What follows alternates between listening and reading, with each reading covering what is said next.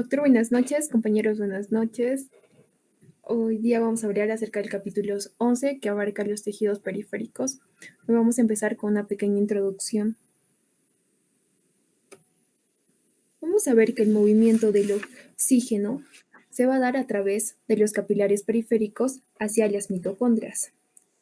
Esta cascada inicia a partir del intercambio del aire atmosférico con los pulmones, posteriormente a la sangre y por último a las células. Vamos a apreciar en el cuadro que la presión de oxígeno va a ir disminuyendo a medida que éste se va a mover hacia las mitocondrias en las células.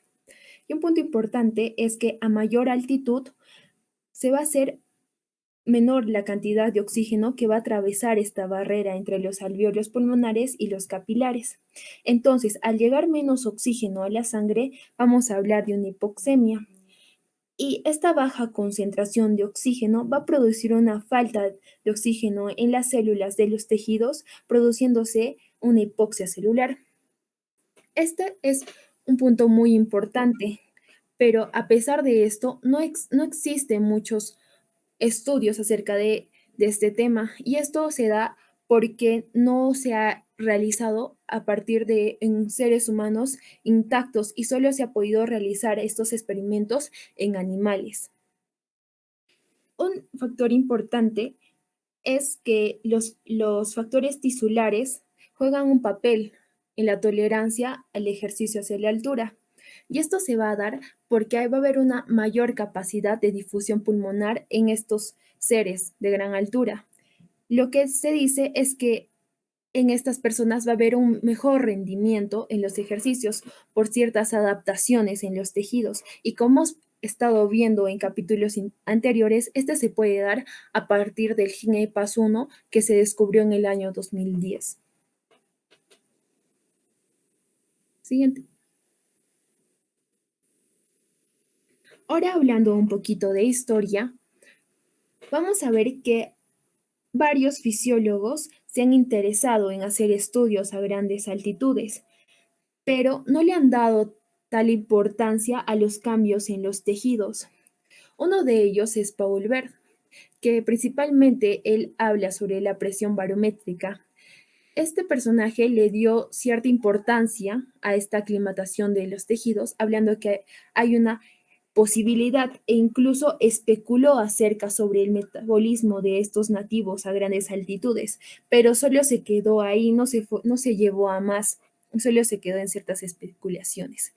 Y cabe mencionar que Paul Bert se puso más énfasis a los estudios en cambios de la respiración y circulación. También sacó una hipótesis muy importante, la cual dice que puede haber cambios en la sangre a gran altura, esto debido a una modificación en la cantidad de hemoglobina o también por un aumento en el número de los glóbulos rojos, lo cual hace que esta sangre se vuelva un poco más calificada para que haya una mayor absorción de oxígeno. Incluso este personaje dijo que esta hipótesis puede ser fácilmente probada, pero al realizarlo solo abarcó mayormente a la circulación y no a la parte de los tejidos.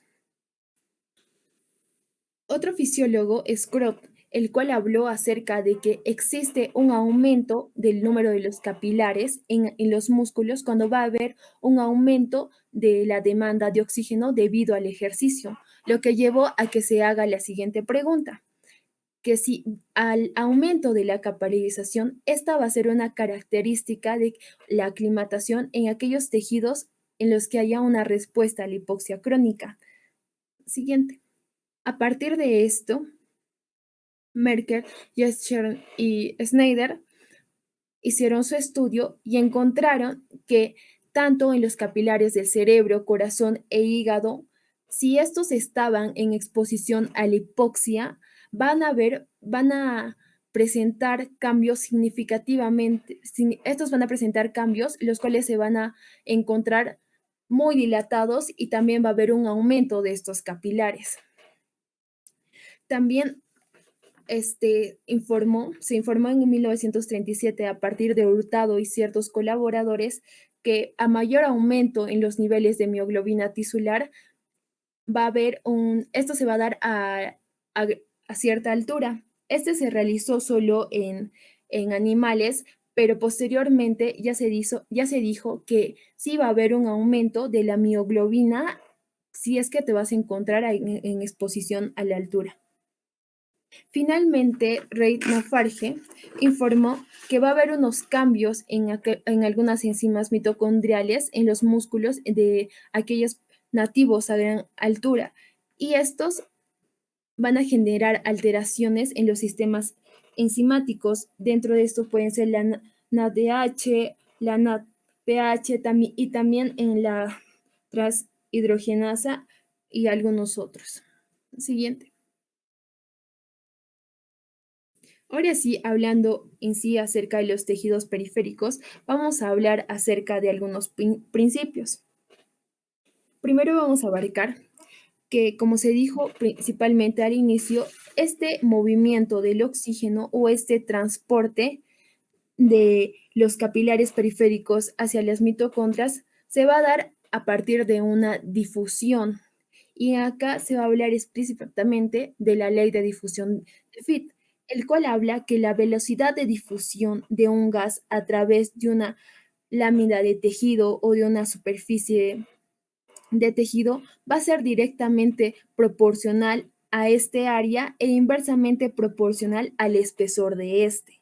También se especularon o se dieron otras hipótesis acerca de este transporte de oxígeno, pero cabe resaltar que el principal es la difusión. También se puede dar a partir de movimientos de flujo del citoplasma, estos a partir de los movimientos de agitación, los cuales van a mejorar el transporte del oxígeno por convección. Y otra hipótesis es que va a haber un movimiento del oxígeno hacia algunas células a lo largo de unas invaginaciones de la membrana lipídica, y eso debido a la alta solubilidad de este. Siguiente.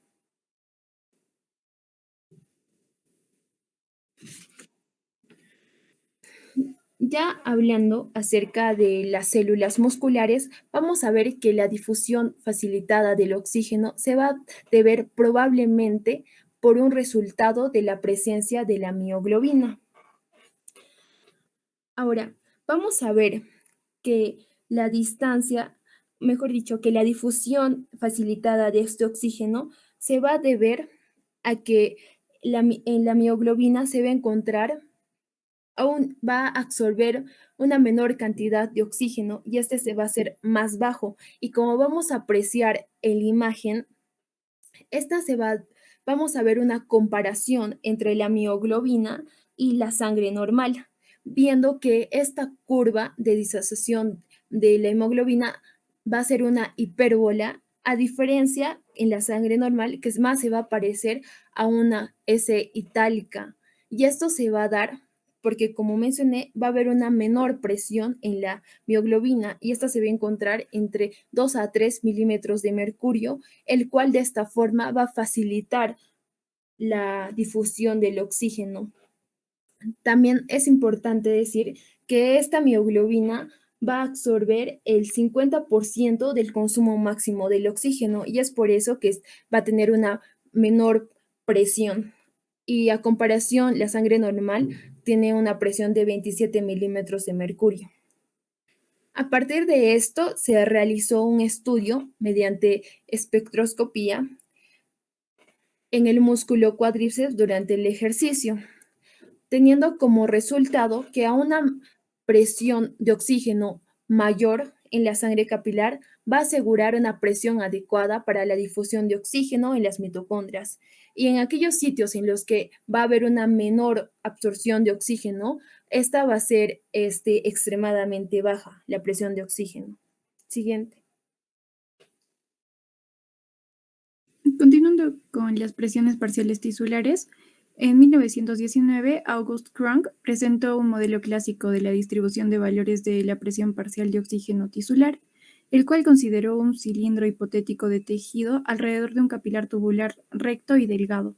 En este capilar recto y delgado ingresaba una porción de sangre con una presión parcial de oxígeno conocida. Es así que mientras el oxígeno se difunde fuera del capilar hacia el tejido, este consume el oxígeno y la presión parcial de oxígeno conocida en el capilar cae. Este modelo podía permitir describir una ecuación para la presión parcial de oxígeno en diferentes tejidos. Siguiente, por favor. Otro modelo presentado en 1928 fue por Hill, en el que se ve un tejido que recibe oxígeno mediante capilares en su periferia para evaluar el equilibrio entre el consumo y el suministro de oxígeno. Es así que vamos a tener tres situaciones. El primero, que es el adecuado, en el que el consumo de oxígeno va a ser igual al suministro de oxígeno, el cual va a estar determinado por la distancia intercapilar, la presión parcial de oxígeno y la tasa de consumo de oxígeno. Un periodo crítico en el que va a ser mayor el consumo de oxígeno o va a ser mayor la distancia intercapilar. Es así que la presión parcial de oxígeno llega a caer a 0. Y en el inadecuado, este va a presentar una región anóxica donde el consumo de oxígeno va a ser imposible. Y para poder compensar esta falta y las necesidades energéticas de los tejidos, va a dar paso a una glucólisis anaerobia obligatoria y se va a formar el ácido láctico.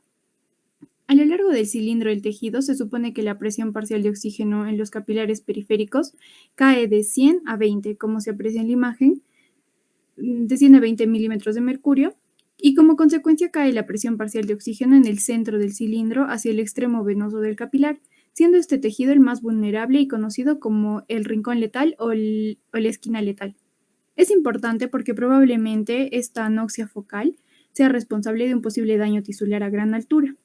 Así es como se podría explicar cómo algunas células nerviosas del cerebro se dañan a gran altura, provocando el deterioro del sistema nervioso central. En este modelo también se asume que hay capilares adyacentes que corren en la misma dirección, pero existe evidencia de otros estudios en los que la red capilar tiene varias direcciones de flujo y muchas intercomunicaciones. Además, se recalca en muchos estudios la tortuosidad de los capilares alrededor del músculo esquelético, cuya densidad va a aumentar cuando el músculo se acorta. Por eso, este sería un mejor modelo. Siguiente, por favor. En 1991, Honig presentó un experimento en el músculo esquelético midiendo el grado de saturación de oxígeno de la mioglobina intracelular usando un espectrómetro con un haz de luz estrecho, infiriendo de esta manera la presión parcial de oxígeno de la saturación de oxígeno de la mioglobina. Se sugirió además de que iba a haber una mayor resistencia a la difusión de oxígeno desde las mitocondrias de las fibras capilares a las musculares, y estas se encuentran en la región delgada libre de los portadores, que incluye el plasma, el endotelio y el intersticio de la fibra capilar. En la figura se ve que se obtuvieron los resultados de 3 capilares en fibra muscular sometida a un trabajo intenso, y se evalúa que la mayor parte de caída de la presión parcial ocurre cerca del capilar periférico y que en toda la célula muscular la presión parcial de oxígeno es uniforme y muy baja, siendo de 1 a 3 milímetros de mercurio. Este patrón se va a dar principalmente por la presencia de la mioglobina, facilitando la difusión del oxígeno dentro de las fibras musculares. En 2001, Richardson estudió la oxigenación de los músculos de la pierna durante el ejercicio extensor de rodilla de una sola pierna. Usó una espectroscopía de resonancia magnética de mioglobina como medida de oxigenación tisular, y de esta manera informó que frente al aumento de los niveles de trabajo de la presión parcial de oxígeno en el músculo esquelético humano, esta presión va a ser baja y constante, y se va a evidenciar ante un trabajo máximo de un 60%, y la presión parcial de oxígeno cae a un valor uniforme y constante de 3,2 a 3,8 milímetros de mercurio, evidenciando estos resultados a niveles de trabajo en el intracelular, que la presión parcial de oxígeno va a ser muy baja y se mantiene relativamente constante. Siguiente, por favor. Continuando con la densidad capilar. La densidad capilar se va a definir como el número de capilares por unidad de volumen de tejido. El número de capilares abiertos de un músculo va a depender del grado de actividad metabólica. Es así que en el ejercicio va a aumentar, lo que va a reducir la distancia de difusión y va a aumentar el área de superficie de difusión. Además, se sabe que el entrenamiento aumenta el número de capilares. Es por esto que se dieron algunos estudios a grandes alturas que indicaban un aumento de vascularización en diferentes órganos, pero fueron muy cuestionados por Banchero, quien está de acuerdo en que la densidad del volumen capilar aumenta en los músculos esqueléticos con la exposición a grandes alturas. por la reducción del tamaño de las fibras musculares. Este resultado lo encontró en un experimento que realizó en cobayas en Denver, que a una altura de 1.610 metros sobre el nivel del mar y 3.900 metros sobre el nivel del mar, y una altitud similar de 5.100 metros sobre el nivel del mar. Ahí se demostró el aumento de la relación capilar-fibra, que se explica por una disminución en el área de la sección transversal de las fibras musculares de los músculos gastrocnemios de las cobayas. Este estudio fue contrastado por la Operación Everest II, que incluyó a 6 voluntarios, quienes se sometieron a altitudes similares a las del Monte Everest y se les tomó biopsias de los músculos vastolaterales al estar 40 días sometidos a estas altitudes, siendo el resultado de que la disminución significativa en el área de la sección transversal de fibras tipo 1 fue de un 25% y de las fibras tipo 2 fue de un 26%. También Heple en 1998 informó el aumento de capilares en los músculos de vuelo y piernas de los pinzones que viven a gran altura. También se tuvo una conclusión de que el aumento del flujo capilar fue por un aumento del hematocrito a gran altura, y esta probablemente sea por la policitemia y deshidratación. Siguiente, por favor. Se demostró en otros estudios longitudinales que el entrenamiento con ejercicio va a aumentar la capilaridad muscular, así como el aumento del suministro capilar es proporcional al aumento de la absorción máxima del oxígeno, según Andersen y Henriksen. En la tabla vamos a poder apreciar que a gran altura la densidad capilar en el músculo esquelético va a aumentar por la reducción del diámetro de las fibras musculares demostrados en los anteriores estudios ya mencionados. El diámetro de la fibra del músculo va a disminuir. La concentración de la mioglobina va a aumentar en músculo esquelético y en músculo cardíaco. En relación a las enzimas musculares, van a haber cambios similares a altitudes moderadas. En altitudes extremas, sí va a haber un aumento glucolítico y una disminución oxidativa. Y en relación a las mitocondrias, estas van a aumentar de densidad de volumen en algunos seres estudiados a alturas moderadas, y va a haber una diferente distribución intracelular. Siguiente, por favor. Basándonos en que estos resultados pueden ser causados por una hipoxia aguda, ya que esta va a estimular la inducción de genes del factor de crecimiento endotelial vascular por el aumento de transcripción de este. Recordemos que este factor de crecimiento endotelial vascular es un mitógeno específico de las células endoteliales y es un mediador muy importante de la angiogénesis inducida por hipoxia. En hipoxia aguda, como el ejercicio aumenta el ARN mensajero del factor de crecimiento endotelial vascular, esto se va a dar en el músculo esquelético de los seres humanos.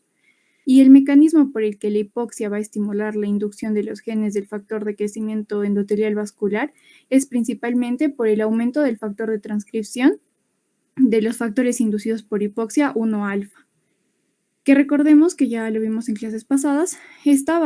En hipoxia va a inhibir la acción de la enzima polilhidroxilasa y se va a acumular significativamente en 2 minutos, llegándose a unir con el factor inducido por la hipoxia 1-beta para formar el factor inducido por hipoxia 1-alfa-beta, dando paso a diferentes mecanismos gracias a la hipoxia. Por ejemplo, la inducción del factor de crecimiento endotelial vascular, que va a dar paso a la angiogénesis, la inducción de los genes de eritropoyetina, que va a dar paso a la eritropoyesis, la inducción de los genes de tirosina hidroxilasa, que va a dar paso, que sobre todo se van a expresar en los cuerpos carotídeos, ¿no? Esto va a permitir afirmar que los factores inducidos por hipoxia 1-alfa va a ser el interruptor maestro en las respuestas generales del cuerpo ante la hipoxia. Siguiente, por favor. Bueno, ahora vamos a continuar con el tamaño de la fibra muscular.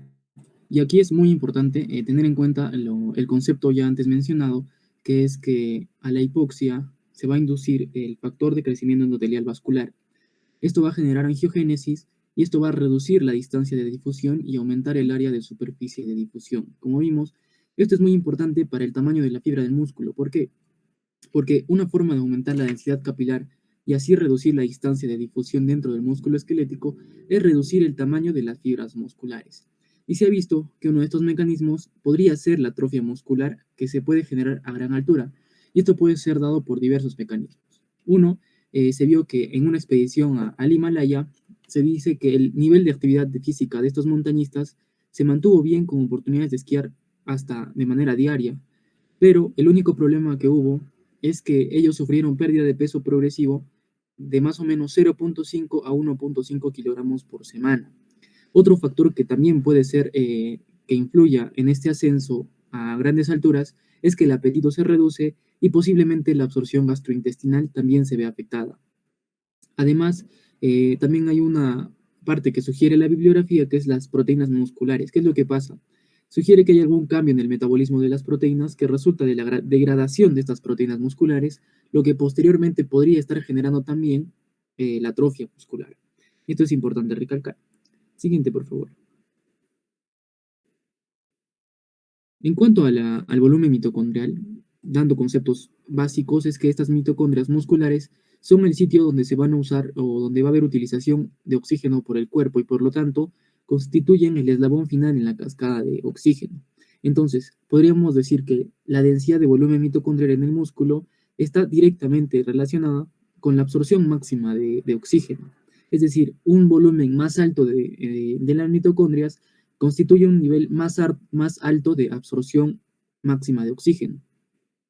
Y también se cree, ¿no?, que durante el ejercicio físico aumenta la densidad de volumen mitocondrial, lo cual es lógico que cuando hacemos ejercicio va a haber una hipertrofia muscular y por lo tanto el volumen del tejido va a ser mayor y por lo tanto este volumen mitocondrial también va a ser mayor.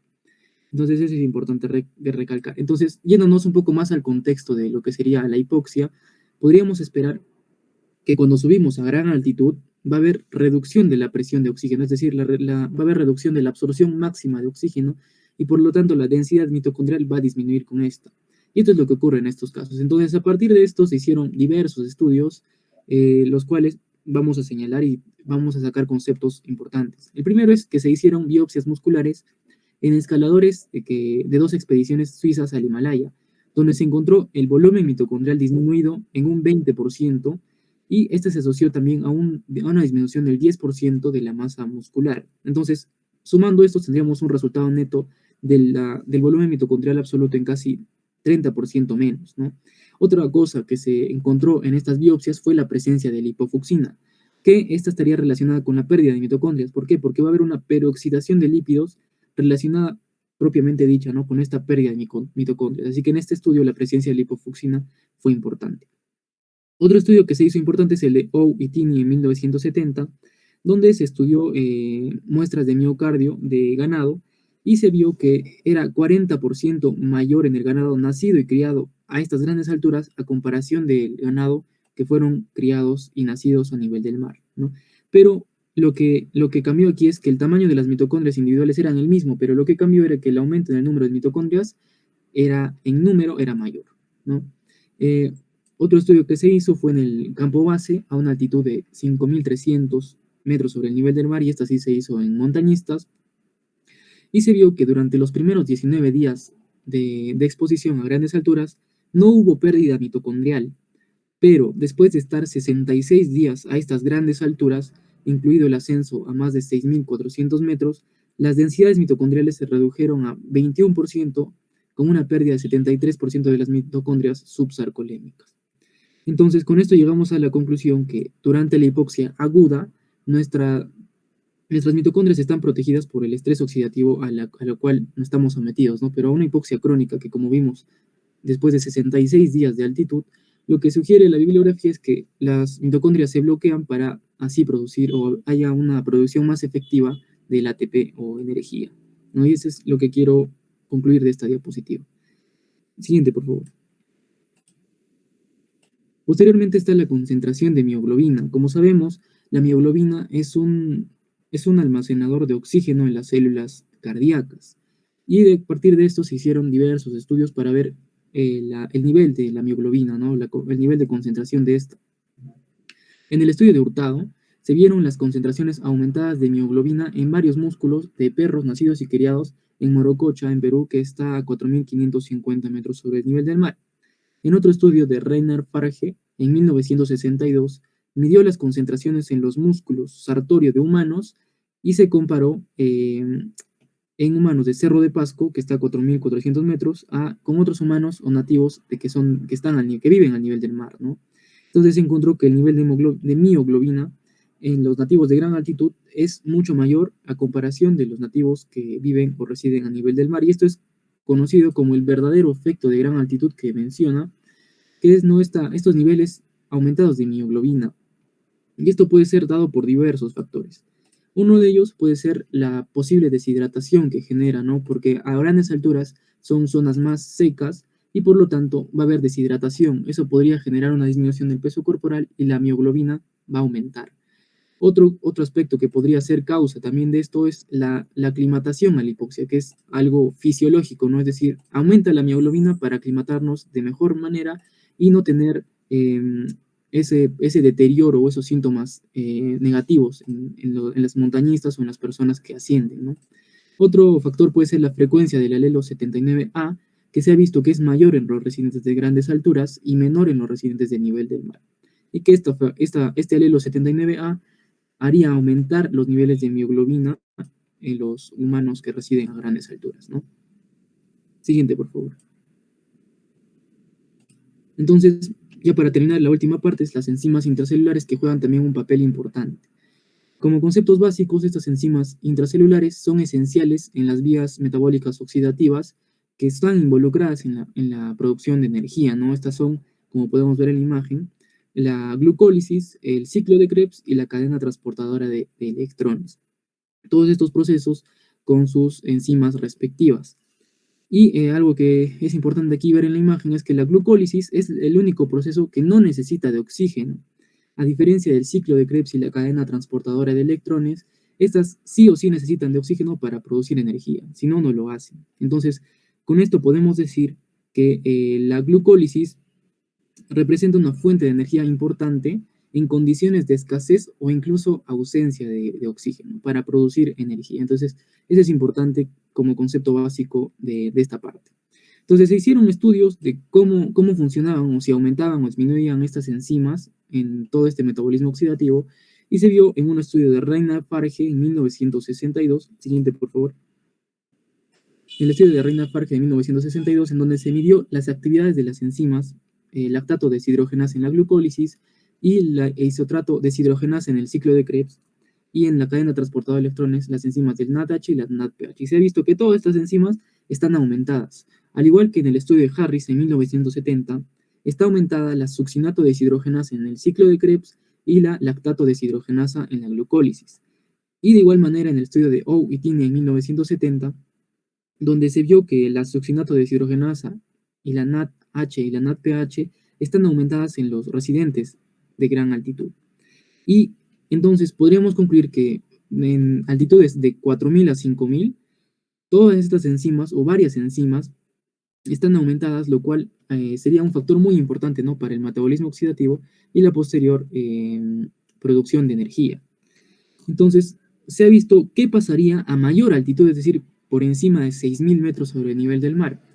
Entonces, parece que la altitud excesiva, por encima de 6.000, puede causar una reducción de la actividad de ciertas enzimas. Y es por esto que se hizo dos estudios importantes, que es del Monte Everest 1 y 2, donde se ve que a altitudes extremas, la succinato deshidrogenasa y la fosfofructoquinasa y lactato deshidrogenasa para la glucólisis están disminuidas, al igual que en el estudio del Monte Everest 2, ¿no?, donde citrato sintasa y la citocromo oxidasa están disminuidas. Entonces, esto disminuiría también el proceso de metabolismo oxidativo, habiendo menos energía, menos producción de energía.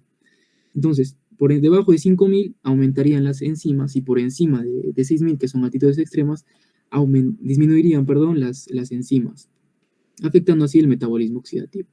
Después, entonces, decimos que la capacidad mejorada para el metabolismo oxidativo se encuentra frente a un potencial proceso de glucólisis sin cambios después de la exposición por debajo de 5.000 metros. Además, esto apoya a la idea que la hipoxia tisular puede ser responsable de los cambios de la densidad mitocondrial y la capacidad oxidativa en ambas condiciones. Entonces, como conclusión aquí, se ve que los cambios de las enzimas en los tejidos, como vimos, ¿no?, la atrofia muscular, que la bibliografía sugiere que es un proceso de aclimatación, estas son consistentes con la suposición de que los músculos están mejorando su capacidad de metabolismo oxidativo frente a la escasez o ausencia de oxígeno. Entonces, esa es la conclusión de esa parte. Y otra parte también que es importante mencionar es la paradoja del lactato. Entonces, los seres humanos que están expuestos de forma aguda a grandes altitudes desarrollan concentraciones elevadas, elevadísimas de lactato en sangre. Sin embargo, después de un proceso de aclimatación, los niveles de lactato a la misma altitud son mucho menores. Entonces, esto es conocido como la paradoja del lactato. Y eso sería todo. Muchas gracias.